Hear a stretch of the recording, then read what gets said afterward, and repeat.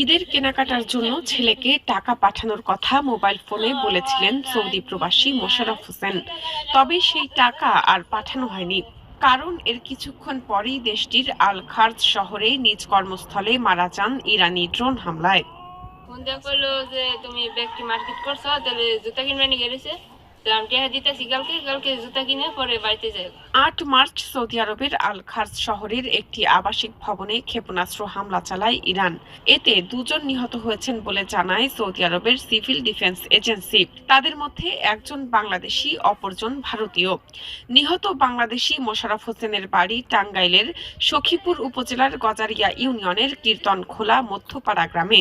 ৮ বছর আগে জীবিকার তাগিদে সৌদি আরবে পাড়ি জমান মোশাররফ। সর্বশেষ ৩ বছর আগে দেশে এসেছিলেন তিনি। আমার পিতা ভাবে কিছু করে খিলাইতে পারবো না তাদেরকে। আমার